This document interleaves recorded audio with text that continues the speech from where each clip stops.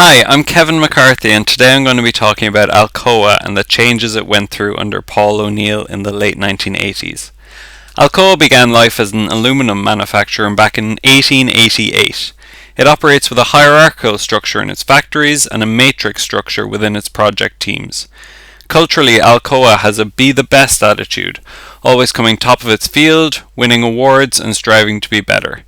It also has a huge focus on putting its people first and has many initiatives to promote equality in its workforce. In 1987, Alcoa was deemed to be in trouble due to many external factors. These included fear of a maturing aluminum market, the removal of trade barriers which increased overseas competition, and new substitute materials coming on the market. The board appointed Paul O'Neill as CEO in April of 1987. At his very first speech, people were excited to hear what he had to say about the future of Alcoa. He did not mention share prices, or growth, or finances, however. What he said was, "I want Alcoa to be the safest company in America." He planned to do this by bringing in Total Quality Management, or TQM. He first set up a task force which was to be headed by Tom Carter to lead this change. Tom anticipated resistance. They don't know what they don't know. They think it doesn't apply to us, and that Alcoa were different. There was a 3-week course set up around TQM which all of the task force went through. This included an introduction to TQM methodology and how it would benefit Alcoa.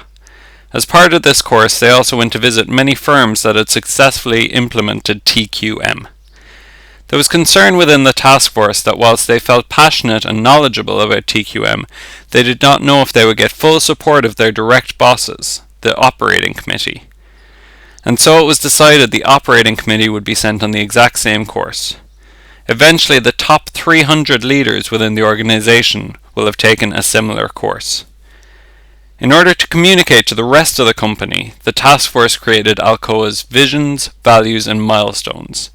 These were distributed throughout the organization. Paul O'Neill set up processes to keep the focus firmly on safety. Every time an employee got injured at work, the business owner needed to ring Paul personally and explain what had happened and what their plan was to make sure it never happened again. Safety was also the first topic at every quarterly review. Safety audits were elevated to the same status as financial audits. If you failed an audit, you had to explain the reasons to the board. If you failed 2 audits, you were fired. The change process was a great success. Between 1987 and 1991, the injury rate reduced by half and the share price almost doubled. O'Neill's focus on safety ensured the support of both the unions and management. By having one central focus, everyone could be clear about the urgency and prioritization of safety within the company. Something Paul O'Neill could possibly have done better was earlier internal communication and inclusion.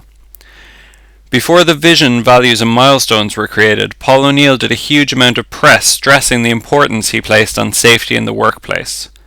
However, workers for the company saw no internal actions or communication about this. A worker was quoted as saying, "Nobody told us, nobody asked us." They felt disconnected from their CEO's vision. Alcoa responded with great agility to this change. This was mainly due to how much empowerment they gave to their workers in coming up with solutions to problems. This can be seen in their plant in Addy, Washington, where an hourly worker's innovation saved 100 jobs. Alcoa continued to go from strength to strength and as an innovative and competitive organization.